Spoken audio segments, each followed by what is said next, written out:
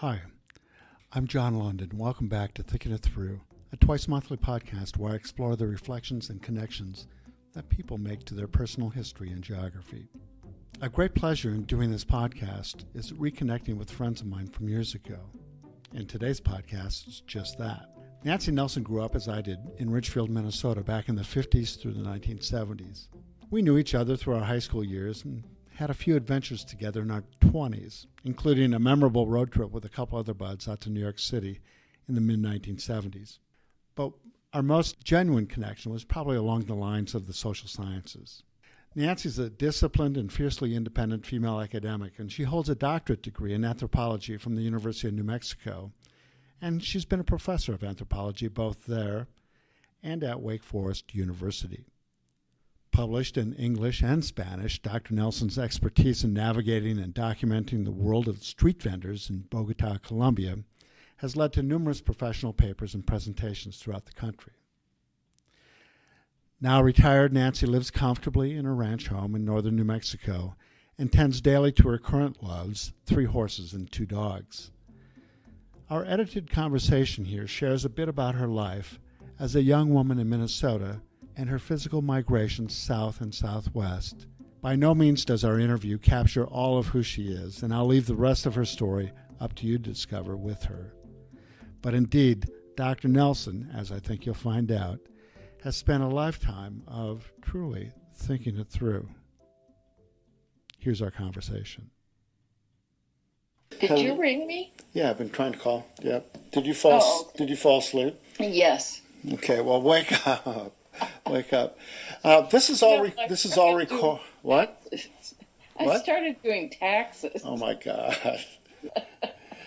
Nancy, thanks for doing this. The podcast, as you're aware of, is just my effort to kind of explore some of the things that I did when I was teaching, really, and trying to have people kind of identify with their own history and their own geography a bit. What I want to do with friends and people I come in contact with is have them explore their own personal history and their own geography as well. So nobody could do this better, I would think, than an anthropologist. So this is kind of fun. Yeah, this is great. But let's just kind of start with where you are right now, Nance. Why don't you tell us a little bit about where you live and what you've been up to? Okay. I live in Corrales, New Mexico. It's Spanish for corrals, like horse corrals. Mm-hmm. And I've lived in New Mexico for decades now and just love it. I think because it's so diverse and also it's not Minnesota. Right. Well, because, as a native Minnesotan looking at the snow here in the middle of April, I understand what you're talking about, I guess. But you moved to New Mexico, in the 1980s? Yes. Okay. Yeah, I did. And did that come about because of the degree, or just because you wanted to move? Or no, a friend of ours from high school and I, Debleen, drove from Minnesota through Colorado and down to New Mexico. And we were visiting a friend of ours who lived here, who we'd met up in St. Cloud. Right. And I fell in love with it. He took us out up into the Four Corners area. Mm-hmm. And it's just beautiful, amazing land out here. And it's desert, but it's high desert, which makes a big difference. Yeah, explain that a little bit. Albuquerque, and I'm just outside of Albuquerque, is at 5,000 feet. Mm-hmm. Santa Fe, the capital, is at 7,000 feet. Right. And then, of course, there are mountains all around us that go much higher. But what that does is make it cooler rather than in a lower altitude desert like Arizona. Right. Yesterday, or earlier this week, Tucson was in the 90s. Yeah. Right. I know. Right. And it's April. Right. No, it's going to warm up a little bit. Yeah. Right. And the area we went to up in the Four Corners is mostly Navajo Okay. DNA, and so the population is very thin up there, and there's a lot of sheep herding and really fascinating things that I never ever thought about until I visited New Mexico, Right. until I came here. Yeah. Like what? What kind of things? Just how, for example, with the sheep herding, how they herd the sheep to higher and lower altitudes so that the sheep thrive Right. up there in the desert. And then they depend on them wholly for food, providing mutton and lamb and wool for the Navajo rugs. Right. And so they are part of the family, essentially. Did you, now before you were in the Navajo country, you had done some work with indigenous people in Latin America? Had you done anything? Had you traveled to Latin America already? No, what I was just describing was my very first trip out. The very first trip. Yeah. Okay. Yeah. And we went back to Minnesota, and I finished my BA in Minnesota. And then I came back out here to do master's and PhD in anthropology. And I came here, and it just worked out beautifully because they had an excellent department here. Right, right. Do you think that's because of the indigenous folks that kind of are a part of the Southwest, the American Native Americans?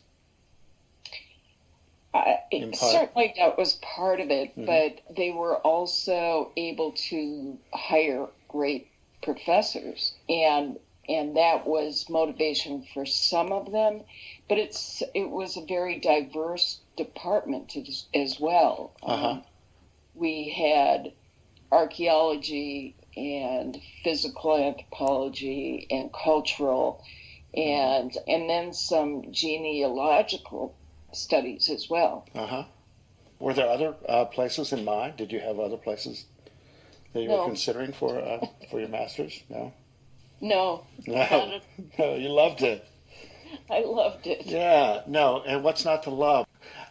Like you said earlier to me, do you think it's interesting how people develop an interest in and passion for things, and you don't go after a PhD? I don't imagine, unless you're passionate about it. It's just too much work. Let's go into your deep background a little bit, as you put it. Talk a little bit about your awakening into academics. Now, you and I knew each other maybe somewhat casually in high school. I think we knew of each other through Lisa, probably the most.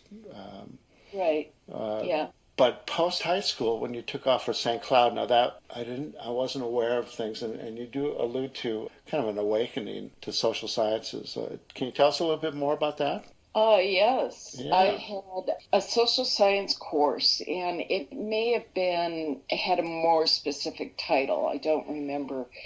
But I was quite shy and pretty intimidated about going to college. And so I didn't have a lot of confidence. And in this class, the instructor would call on us, but he would do it by coming up and stepping on our toes under the desk.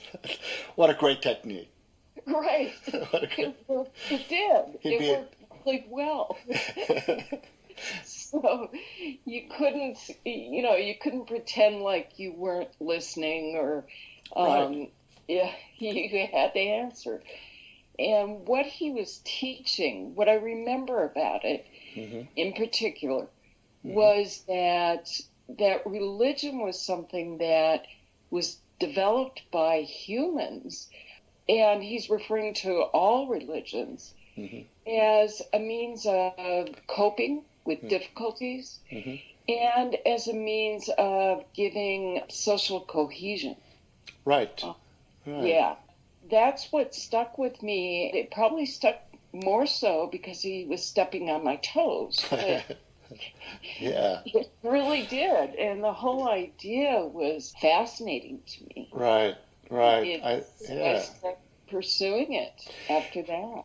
Nancy, tell me a little bit about the diversity within the indigenous people of New Mexico and how that was a part of considerations at the University of New Mexico as well. The Native Americans here belong to several different groups, and there's Navajo, Apache, Comanche, and Pueblo, who are made up of Isleta and various other Pueblo groups. And they speak different languages. All of those do, and the different Pueblo groups do as well. So there's that huge array of Native Americans.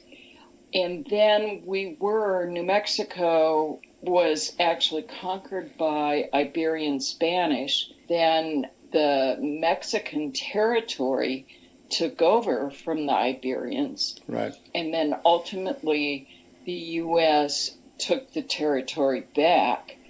And so we have all those influences going on here. Right. And that, I think, influenced the way the department developed. So it wasn't just Native American presence. Right. When I came here, there were anthropologists working in local communities as well as Alaska, Western Africa, Portugal, and various parts of Latin America. So the department itself, from early on, was quite diverse, and so was the teaching faculty. Right, right. I would imagine so. Just to accommodate all of that, just to be honest with what they're doing, right? Right. Yeah. That's why I came. One of the questions I have about this search for a graduate school, do you recall some of that stuff? I know it's quite a while ago, but how is it that from somebody stepping on your toes in St. Cloud, you decided that, you know what, I'm going to do some looking around. And did you do that all on your own, or was this after you had traveled to Latin America with your friend from St. Cloud? Or no, I did it. It was after I made that trip that I went to graduate school. But I fell in love with anthropology and the broad understanding it gives you of human behavior from that very first toe-stepping professor. From Minnesota, we had this friend from this area who had returned to New Mexico, so we decided to come down here and visit him. Right. You and Deb, right?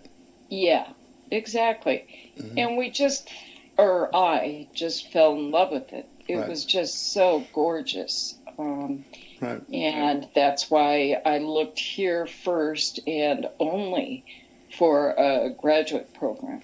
Just getting back to anthropology and your graduate program, you must have been driven by either you could make a decision based on a passion you had, or you didn't give a hoot about making a lot of money, or you knew of some ways to make money out of anthropology.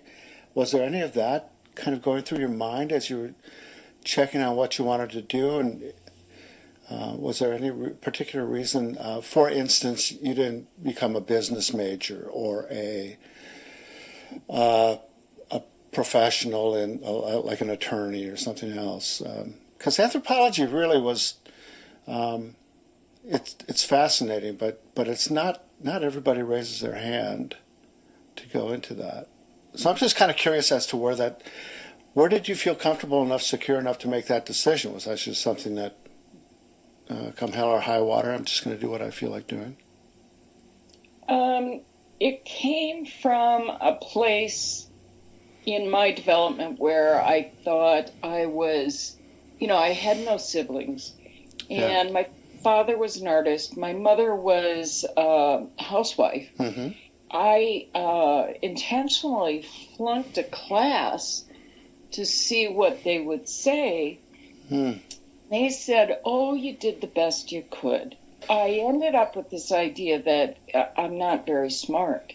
And of course I had no siblings to compare grades with, et cetera, et cetera. And Right. then when I found the beginnings of anthropology, Right. I realized this is something that I'm totally fascinated by. Yeah.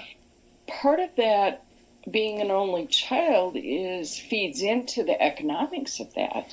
Mm-hmm. I mean, I was not being prepared by my parents that you better support yourself. Mm. I was, as everybody said, because I was an only child, spoiled rotten. Mm-hmm. And so worries about that didn't prevent me from following where my spirit was leading. Yeah, so it's almost like through almost, I don't want to call it benign neglect, but not really being a helicopter parent, your parents kind of gave you the freedom to just almost go, get into academia, and see what strikes you, right? Right. Yeah. Exactly. Yeah. Interesting. As opposed to many people who, as you and I both know, that end up doing a lot of things trying to appease some tape they have rolling through their head about what they should be. So, Mm-hmm. yeah. So, well, it's interesting. Let's back it up to St. Cloud for a sec, because Okay. I think that it was a time when you were woke, as they say, that ideas were making a difference, and your friendships and relationships were making a huge difference as well. You do refer to, in this summary you sent me, you do refer to a dramatic moment with you and your father and Mark at a restaurant. Would you care to go into that and how that fed some things that you were suspecting about America? I don't know, about Minnesota, about your parents? Sure. We graduated in 1970. 68 was quite a year in terms of social change and civic awareness. Right. And when I started at St. Cloud, well, let me preface this with the fact that my mother was born and raised in Texas. Mm-hmm. And my father was originally from Minnesota. So Right. They met and we lived in Minnesota. But what I learned from my mom, and it was pretty indirect teaching, but that what she was raised around in the South was wrong. And so she was, for example, abandoned. One parent died, the other one abandoned all the kids. Right. In this 1930 census, when she was 10, I discovered that the person who took her in, who she thought adopted her, listed her in that census as a servant. And so we'd go down and visit this so-called grandmother, and I would hear the N-word all over the place. I mean, she was dependent on the people in the nursing home, and she would be calling them names. And my mom instilled in me that that was wrong, even though she didn't address it with the person who took her in. Right. So I learned really quickly from her and not from my father about prejudice. Right. And so anyway, when I started college at St. Cloud, my boyfriend, who I met there, was African American. Right. And I didn't think two thoughts about it. Right. I just really liked him for a variety of reasons. And so when we left St. Cloud and came back to Minneapolis and were taking jobs, we rented a house together. And on my 21st birthday, my father and my mother decided to take us out for dinner. We were in a fancy restaurant. It was just the four of us. And my father proceeded to, after several drinks, proceeded to put his hands around Mark's neck and force him down in the seat. Looked like he was strangling him. Jeez. Told him that, he was going to kill him. I don't know if you want to get. Was he upset with the fact that he was just an African American guy, or? Yeah. Yeah. Oof. That was it. And that we were living together. Oh, yeah. Yeah. Yeah. So the maitre d' came over, took my dad's hands off of Mark, Jeez. put him back in his seat, and then suggested that Mark and I leave. And so we did. But that was pretty traumatic, to say the least. Oh, my God. Yeah. That's an assault. Yeah. Yeah. Absolutely. Yeah. And I was really young. And Mark, we took a cab home. Right. And Mark, all the way home, explained to me why my dad was behaving that way. And he really understood it in ways that I couldn't. And was Mark from Minnesota? Yes. Yeah. He's from St. Paul. Right. But his life had been that of an African-American kid growing up, yeah. In, very Scandinavian Minnesota. Yeah. So he had plenty of experience. And we had, at that time, I began in St. Cloud and thereafter at UNM, sort of affiliating with rebel groups. My dad, of course, blamed that on Mark as well. But it was part of my rebelling against what I knew about, at that time, about racism. Right. Yeah. And certainly you came to that, younger than I did. I wasn't, I guess, we all kind of woke up a little bit as we got older. But we certainly, and our, boy, yeah, your father from Western Minnesota, and not to be an apologist for that kind of behavior, but what was there, one African American family in Richfield when we grew up, I think, maybe? Yeah. Yeah, no, it was just... They lived on our block, and my dad, this had already happened by then, and my dad had learned something by that point. Yeah. No, yeah. But, yeah, I never expected it. I certainly saw it in my mother's so-called family. Yeah. But I didn't expect it from my dad, and it was there full-blown. But would you say that a possible root of your empathies or your sympathies or your curiosities have to do with possibly your mother communicating with you rights and wrongs or friends? I mean, people, can come out the other way. And you definitely were wide open. You had an open mind. Was that mom more than dad, do you think? Oh, definitely. Okay. Definitely. Okay. My mom would, my girlfriends from high school and I would go down to, I don't remember the names of the dance clubs. They were somewhere south. Remember the prison? The prison and the barn. And the barn. That's right. Yes, that's right. That's right. Oh, yeah, I do. So anyway, you and your girlfriends would go down dancing. Yeah, okay. The girls would pull up, somebody get their parents' car. Right. And they'd pull up at the house. Right. And pick me up. And I was forbidden to go to those places by my dad because they were mixed race. Wow. And, yeah. Wow. Yeah. Oh, man. And so my mom would help me pack together some kind of dress for the dancing we were doing.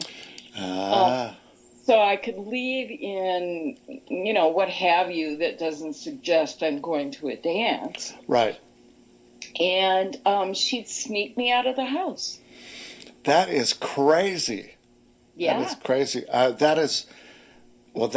That sheds a lot of light. Some of this will not be on the podcast, but now I'm starting to understand Nancy Nelson a little bit. Right. And that secret bag you brought out to New York with you in the LTD. Exactly. Yeah. Oh my gosh, she's got her dancing stuff on. That's really interesting. And you say it's pretty much Ty had issues with any kind of mixed company. Oh yeah. Yeah. No, he was, I mean, he did change slightly over the years. He became interested in Asians. But, you know, if you have a really dark-colored skin, you weren't okay. Yeah, and I think part of that, too, is because Minnesota is so Scandinavian. Yeah. And we've always thought of Scandinavians as being very liberal. Right. Well, you know, they're not necessarily. It did really inform you as a youngster, a relatively young woman, to where when somebody said, you know, here you can start studying about people and so on, you at least brought those ideas that you had learned about diversity into play and had your eyes open to that. From, again, like you said, from even your mother talking about rights and wrongs and the way you should treat people. Yeah. Interesting. And something else that I'm going to add right here, and that is that anthropology, most of it, teaches that the whole concept of race is a social construct. So that, you know, we act and talk like it's reality instead of acknowledging that we've made this up and changed the definitions, et cetera, over millennia. And that was something else that was really freeing for me. Yeah. It's almost like it's part and parcel with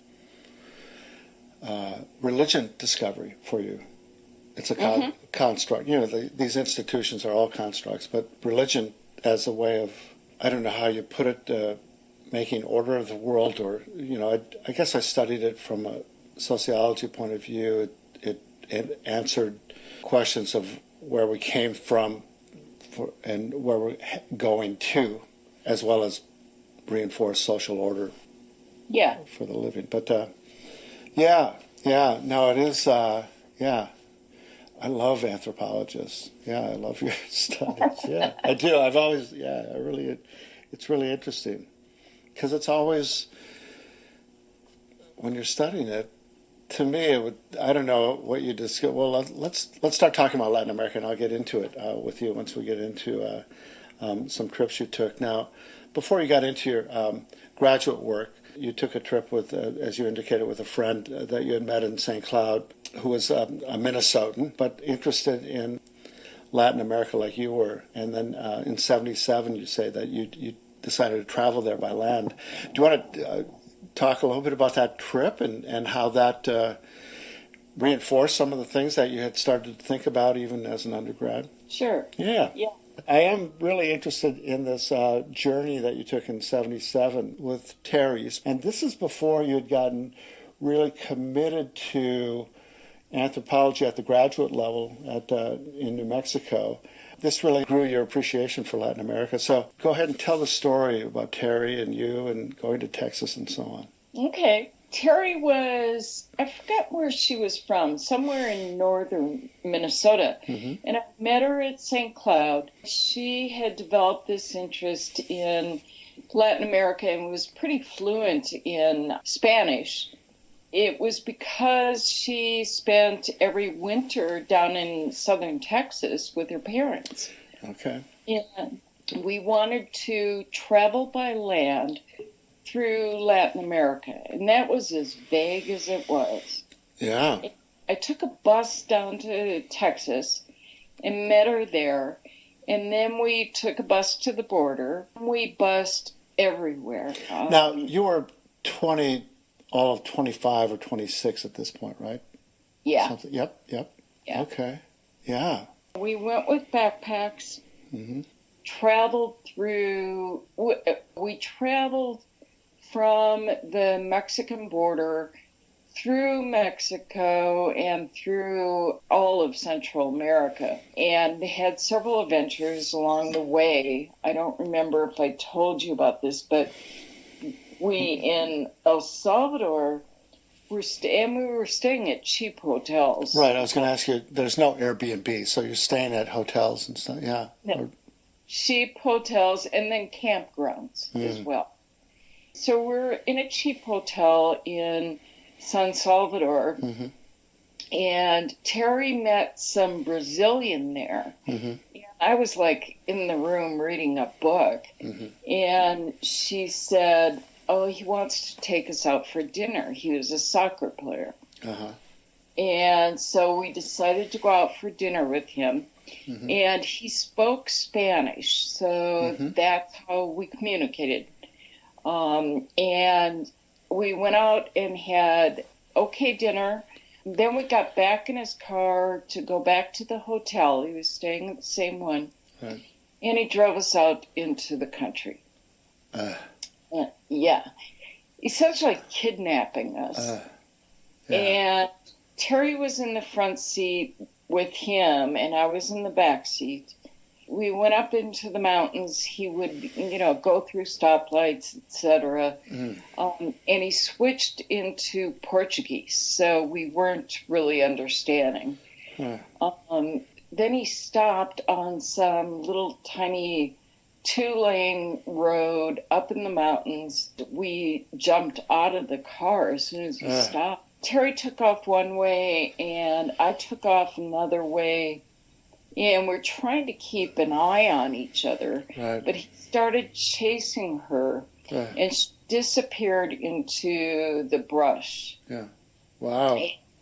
And then he started coming toward me, and I just ran away from him down the road where we'd come in from.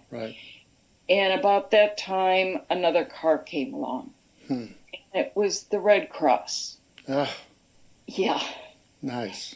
And so they stopped and helped me. Essentially, it was several men, and they essentially told this guy to, stay away, et cetera, et cetera. He didn't get back in the car and go away, but he did stay clear. And then we called for Terry, and she finally came out of a chicken coop. And it was all cut up. And so the Red Cross took us into their van. The guy who had kidnapped us took off. So we went with this group of volunteers, and they were going to a funeral in the mountains. We were, treated as guests of honor because we're from the U.S. So they had the corpse laid out in the middle of a room with chairs around it, and they were saying prayers in Spanish. We participated. And then after the ceremony, the Red Cross got us back in their truck and took us back to San Salvador, the capital, dropped us off at our hotel. And the kidnapper had come back there. So we informed the owners. They protected us until we got out the next day. But it was, From crazy, scary to crazy, interesting for you, would you say? I never expected to find myself in a position as intimate as that. And it was the usual, U.S. citizens are so honored that they accepted us. But I felt honored that they accepted us. As a family. A community. Exactly. Well, and it at this point, too, I mean, what I realized, and this is, I'm going to stretch it a bit because we don't have time to go into all the details, but El Salvador and parts of Guatemala and Honduras are really difficult now, and that's why we're receiving all the migrants from that area. And what I saw and experienced, and even if this was a Brazilian, is that there was a sense of lawlessness there, even then. And so it enables me to understand what the migrants are fleeing. better at this point. I mean, I didn't experience that in anything like that in Mexico or Costa Rica or Panama. So you're learning about Latin America at the time, both, the good and the bad with some of the folks that are there. You do have language, right, though? You are speaking Spanish. Oh, yeah. And able to kind of navigate things, which makes all the difference in the world. You talk even about attending fiestas on occasion. Once you got into Colombia, how long did it take you to get into Colombia? Were it weeks? Months? John, I can't even tell you. It was probably months. Yeah. Traveled for a year. We had to take a boat around Nicaragua because they were in the middle of their war. Right. Then we had to take a small plane from Panama because connecting into Colombia, there's no roads. And so those were the two exceptions we made in terms of traveling by land. Right. And in Colombia, I had been there before, and Terry hadn't. But we spent 3 months there, and we taught English. I had a number of friends there at the time, and Colombia also has a long history of violence. Right. We witnessed some of that, and I witnessed far more when I went back for the dissertation research. But then we went to Ecuador and Peru, and then over to Bolivia. And Terry went back home from Bolivia. Okay. I took a train into Brazil, met some gay couple on the train. We all went to Rio and spent some time in Rio. And then at that point, I had to go back to the States because my dad had developed Alzheimer's. Right. So I made it that far by land, and it was fabulous. It had to be incredible, and it gave you, it's hard to, there's so many details missing. Your story is just incredible to do it alone after your friend leaves, to continue on, and eyes wide open to everything going on. Do you think that had your father not taken ill or gotten diagnosed, you might have stayed longer in Brazil? Good question. I was certainly mature enough to realize that a woman alone is quite vulnerable. And meeting these two friends who took me sort of under their wing made me feel very safe. Right. And had that not happened, I may have gone home sooner. Right. I don't know what I would have done. Yeah. But it was clear I had to go home. So. Well, you came home then, and eventually found yourself being intrigued with finishing up at the University of Minnesota. You finished up at Minnesota in June of 78 or something with a BA, and then between 78 and your graduate work, did you move to New Mexico? I moved to, let's see, I went down to Texas, and I worked in Texas for a while where Terry was living. Okay. And here's a good story. I worked at a bank, and I had worked in banks in Minneapolis. I think I kind of remember that. Yeah. And so, and I've forgotten which presidential election it was, but the bank, had rules about how long your skirt had to be and et cetera, et cetera. Right. And then they called us in and told us who to vote for. That's a closed shop, I think. I think that's defined as a closed shop. Right. This woman. And I was just, and Wow. Mom having come from Texas, Right. my not having great experiences there earlier was just totally reinforced by this. Yeah, that's crazy. Yeah. Oh. So I made a vow never to go back to Texas. And went to New Mexico. Okay. Was accepted there, and then started the graduate program here. Okay. Yeah. And then that program, the Master's in Anthropology, did you work? You must have worked with an advisor, or did you have an idea of the program, or was it just general anthropology, or what? No, I had an advisor, and Okay. and he was who I applied to. Okay. To get support from in order to get accepted. Right. And he was a Latin American scholar, and he supported my application. Okay. I came down and started, and he advised me through the master's and PhD programs both. Did they run almost back to back? Yes. Okay. Yeah. Yeah.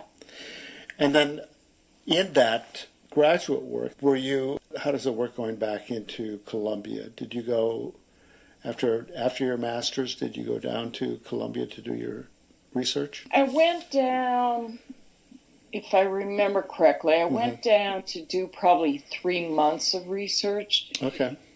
On the master's program. Or maybe that was PhD program as a preliminary for the dissertation research. And that was in Bogata? Was that? Yeah. By then, though, you were targeted for Bogata. Now, did you have connections through your school, through your advisor? Somehow they placed you somewhere, or did they say, if you can speak Spanish, head on down to Bogata? How did that play out? How was that developed? No, as a student, what you do is find your own connections. Right. You have to write that up while you apply for financial aid for the research. Right. And so demonstrating that you have those connections is part of getting that financial backing. Now, this is before sending an email out, right? You're not sending emails, or are you?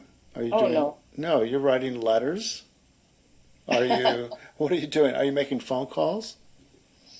No, it was too expensive to make phone calls. Come on. I was writing letters, and I could write so much on a postcard you wouldn't believe it. Wow. And my first computer I brought to Colombia for my dissertation research, and it was a compact. And then of course that had to be inspected for like 3-4 weeks before I got it. Oh man, yeah. Tear it apart. Yeah. Yeah. Yeah, so that's what I used. Okay. Let's get into your dissertation itself. Maybe tell me a little bit about the research that you decided to go after. Okay. Besides an interest in Latin America, in the graduate work, I became especially interested in economic anthropology. Okay. What ended up focusing on was what was called at that time the informal economy. And all that meant was that they're not reporting to the state, and that they are sort of spontaneous. What do you call it? Would it be the same as an underground market? I wouldn't specifically because of Colombia. I mean, underground in Colombia was drugs. I dealt with street vendors. So they were clearly visible, but it was total entrepreneurship. They weren't paying taxes, etc. Tell me a little bit about the vendors and what the size of your study and basically how you gathered data. Because Colombia has this long history of violence, and also because depending on the population you're dealing with, it's true, particularly here in the States with Native Americans, you don't go anywhere using a camera before you ask permission. Mm-hmm. And you don't take notes about what people say without asking permission. Right. And so what I did was go and talk to people, ask a few questions, introduce myself, and tell them what I was interested in, and then ask permission to interview them. Right. I would do that on the street, but I would not take notes. Right. And I never had a recorder. Then I would duck into a coffee shop or something and get, as the Colombians call it, a tinto, which is espresso. Right. And write my notes there. That took some time, I would take it, to develop some trust for you? I think it takes time to develop that kind of trust with any kind of anthropology. Yeah, yeah.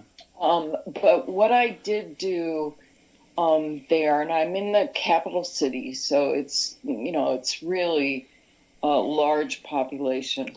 I wore a men's suit coat, and it's pretty cold in Bogata. Right. And so I wore a men's suit coat over my jeans and shirt, and I put in the breast pocket, in the inside breast pocket, I put my notebook and a pen. Okay. If anybody stuck their hand in there, I'd know it. Yeah, yeah. Then that's why I didn't carry a purse. Yeah. That was sort of my uniform. Huh. And that's how I protected myself. I learned real quickly one of the keys to safety was looking people in the eye. Mm-hmm. When I was on the street, I would look them in the eye, and yet I was taught in Minnesota that you don't do that. Right. I mean, you've already shared, the fact that you're somewhat of a shy kid, and I'm sure that you just had to go against type to do that. Right. Well, I really, I interpreted it culturally, and I interpreted in Minnesota that Scandinavians really emphasize humility. And that's why you don't look people in the eye. You look down. Right. And it's sort of out of respect. What I discovered in Colombia is that I look them in the eye, and that way they know I'm focusing on them. Right. And I had one experience where I was coming up to a guy, and it's two of us on a bridge crossing in different directions. Okay. He was homeless. And I felt threatened. Right. And I just did that. I looked him right in the eye. Right. I didn't move over to avoid him. Right. And he didn't do a thing. He just walked on by. Right. When you're doing that data gathering, do you recall approximately how long you were doing that routine, establishing that relationship, asking questions when they were available to answer some questions? And you would ask them after a transaction, or when things were slow, you would get into a general conversation with these vendors? I wouldn't ask anything if there was a customer. Right, right.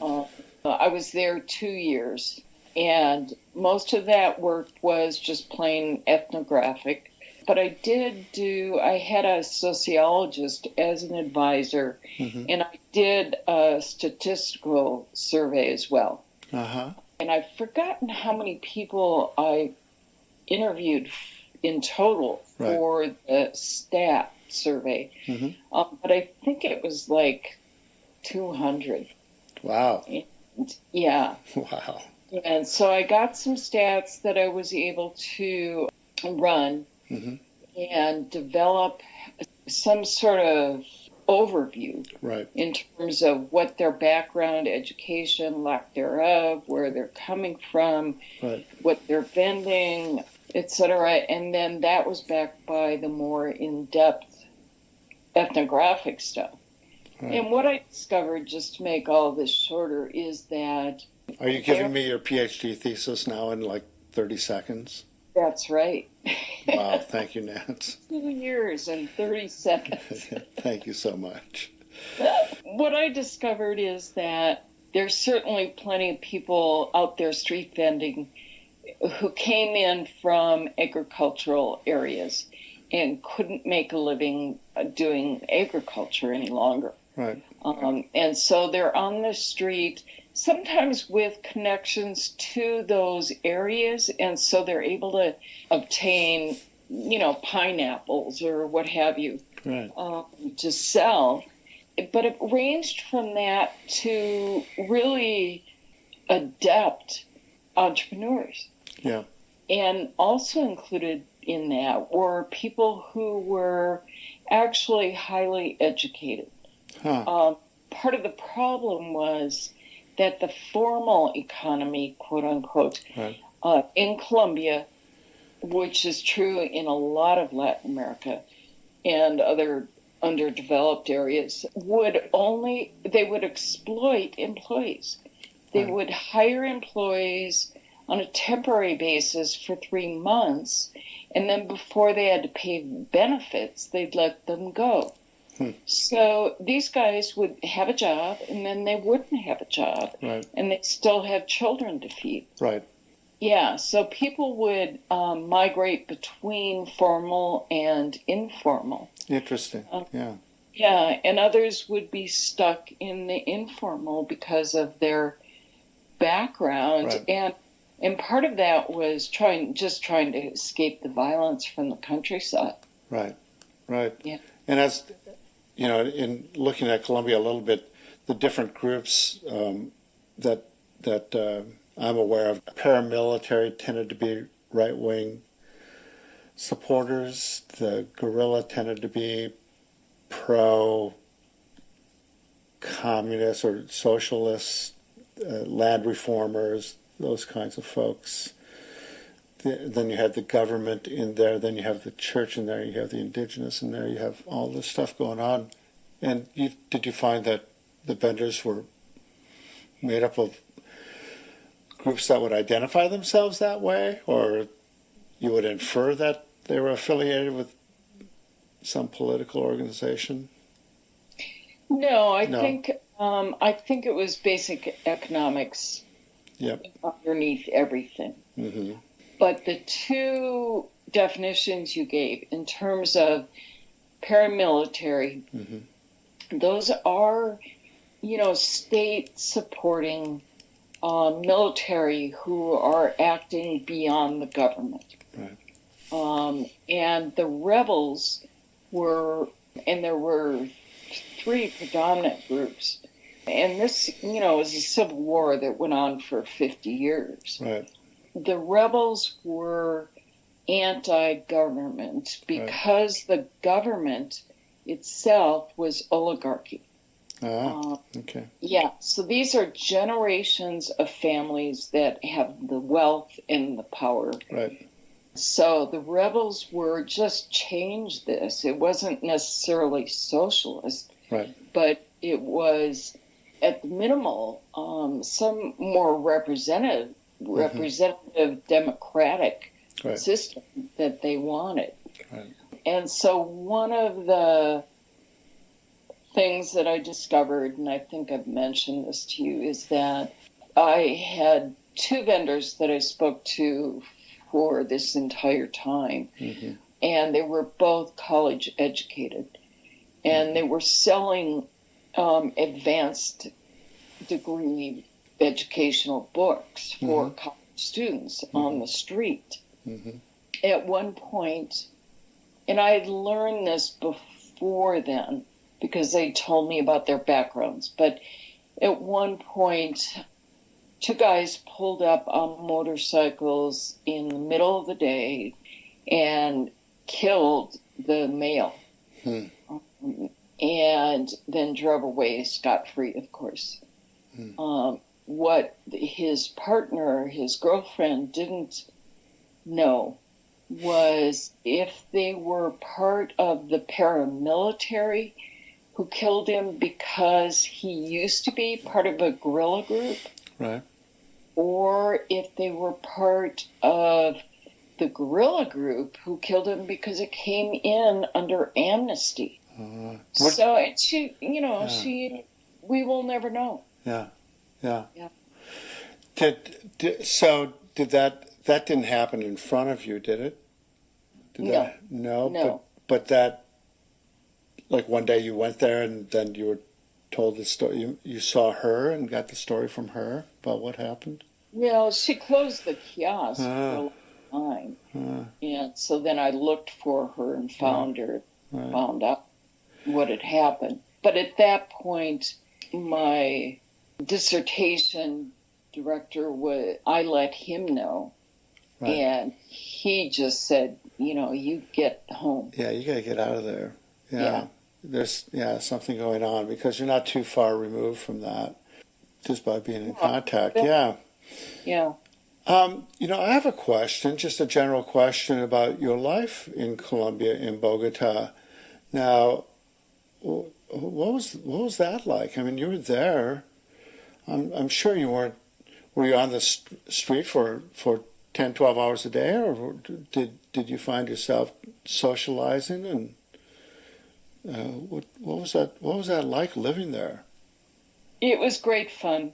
I love Colombians. They are very outgoing. Oh, the entire culture was just intriguing to me in terms of long history of the music and the food, and the way they interact socially. I was not on the street that long. Yeah. I would only be on the street during the day. Right. Daylight. But there were clubs there where you could go dance, and the dancing and the music was specific to different regions of the country.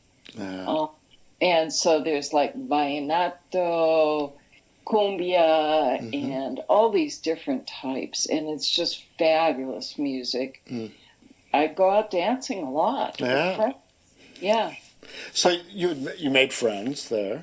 You must have had friends that you kind of ran with a little bit there, but eventually you had to pack it up and get home and put all this stuff into some kind of format that would allow you to get a PhD. Was that a long process once you got back home? Yes. Yeah. I mean, the whole PhD was a long process. Yeah. Was it kind of a love-hate or hate-love thing? I don't know. I never had that. So you have so much courage, Nancy. You do things that are very courageous. I never had that kind of courage. Well, once I got into writing the thing, it became yet a very specific passion. Right. And so it was sort of like, I might as well have written a book. Right. And it's the size of a book. Right. And I'm going to read it. Don't think I'm not. I wouldn't recommend it. I saw it on Amazon, and I think it's a little long, but I'm going to read it. Right. But that was it. I became totally wrapped up in trying to communicate this to both the academic society and to people who know Colombia. Right. I had 3 advisors, and I spoke with them, and they read, page after page and gave me advice. And then I spoke with colleagues who were doing the same thing, except on very different topics. Right. And then I'd present papers at anthropological meetings about this and get feedback there, and then I published some of it and got feedback. Yeah, what a process. I mean, I have in front of me the publications and the names of the articles that you were presenting and things. Each one of those looks like it would take me forever to understand the context of you got it done and you got your PhD and then what? You got a PhD. So you're Dr. Nelson. And by the way, I'm sorry that I haven't. This Nancy Nelson's going to have to stop, and it's going to have to be Dr. Nelson from now on. Forgive me. That's quite okay. Dr. I'm still Nelson. Nancy. Dr. Nelson. So after getting the PhD, did you have an idea of what you wanted to do? Well, there aren't many options Right. for academics in a social science. Right. The biggest option is teaching. That's what I tried to do right out of the gate. And I was really fortunate. I received awards for the work I'd done, which enabled me to obtain a job right after I graduated. That job was in Ogden, Utah, and I taught anthropology, and I was hired to teach introductory anthropology, which is really involves a lot about evolution. Right. And so I taught evolution to Mormons. Yes.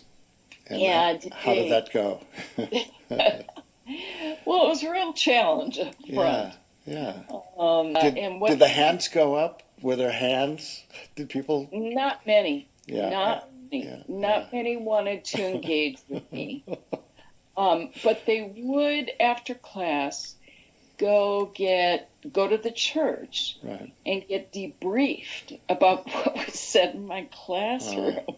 Did you hear that from kids? That they would tell you, "Hey, I was at the meeting the other day and was told that that's a bunch of hogwash, what you're telling us." Or no, they weren't that direct. They were quite polite.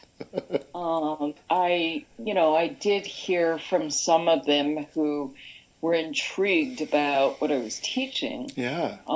That others are, sort of having trouble with this. Right. And that's what they were doing. Right.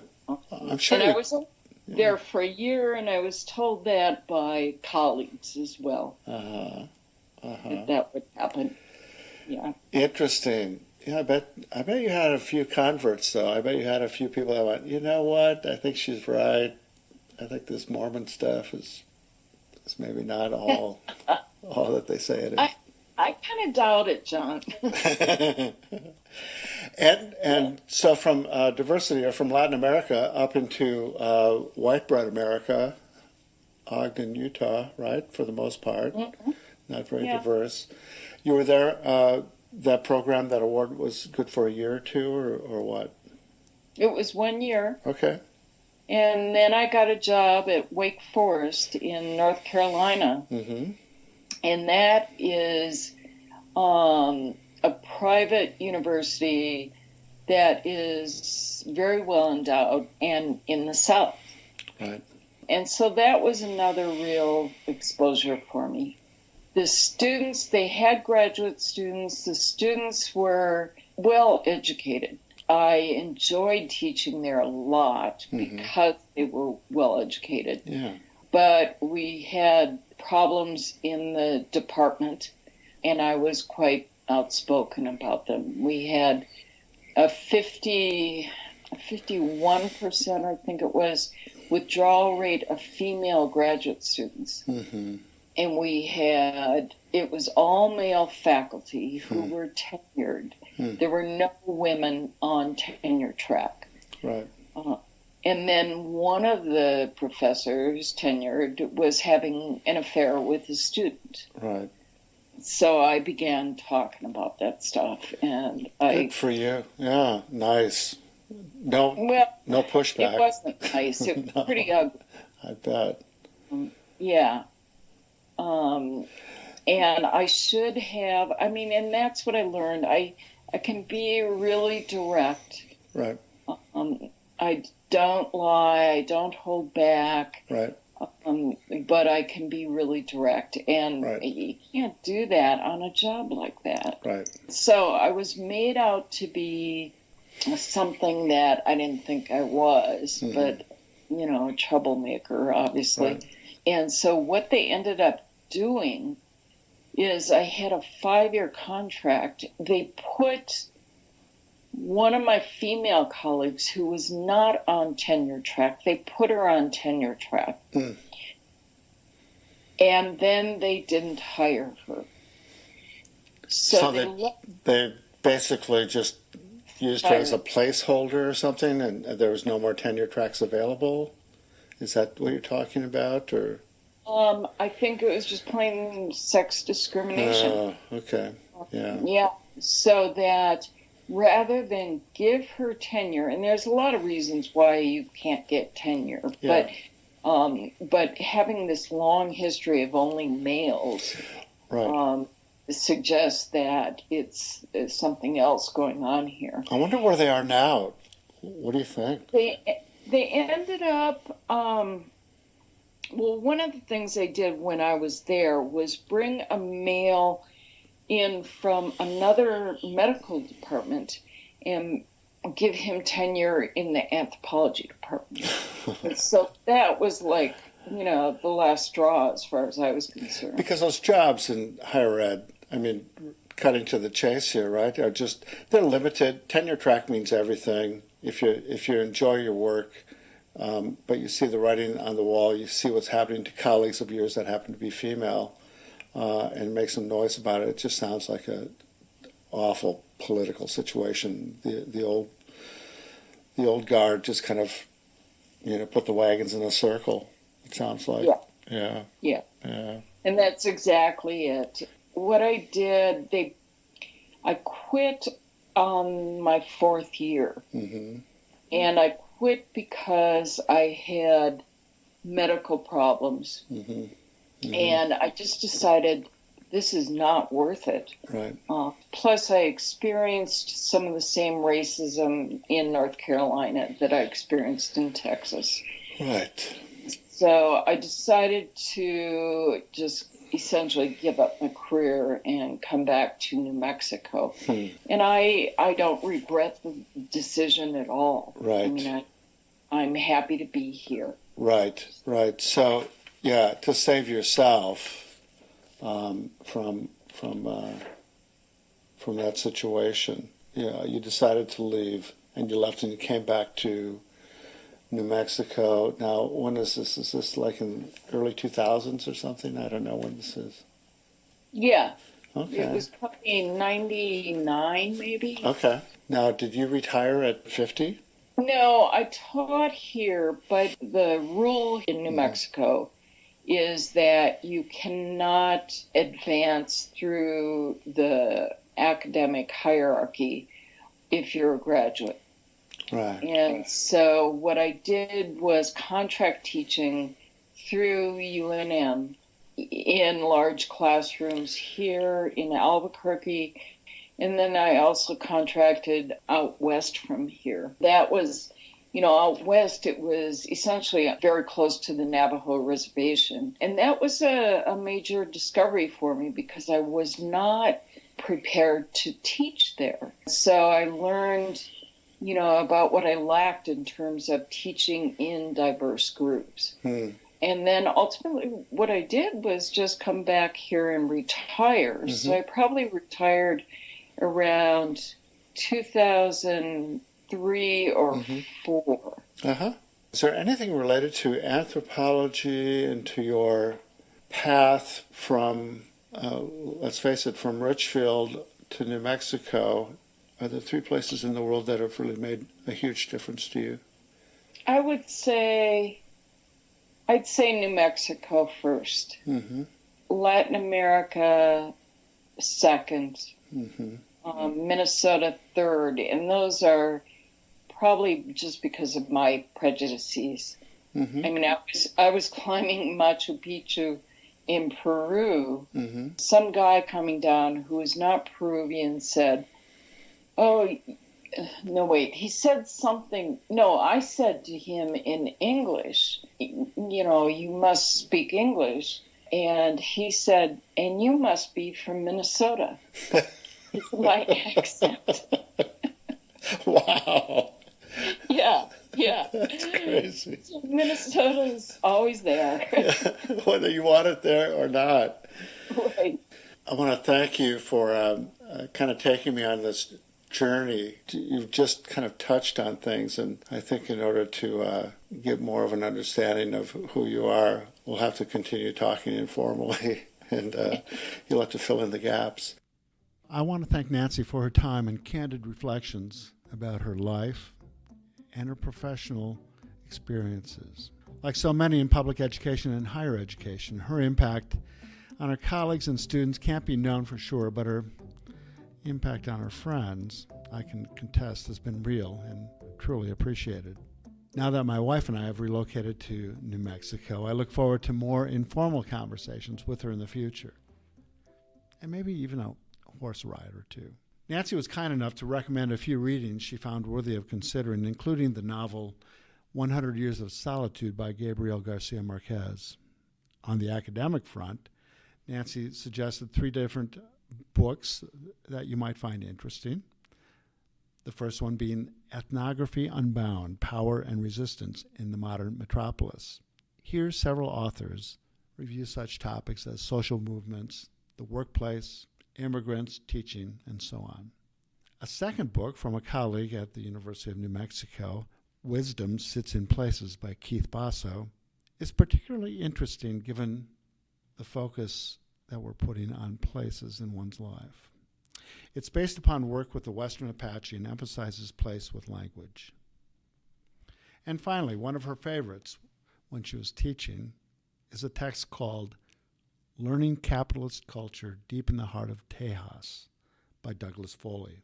Well, I hope you found this podcast worthy of your time and interesting.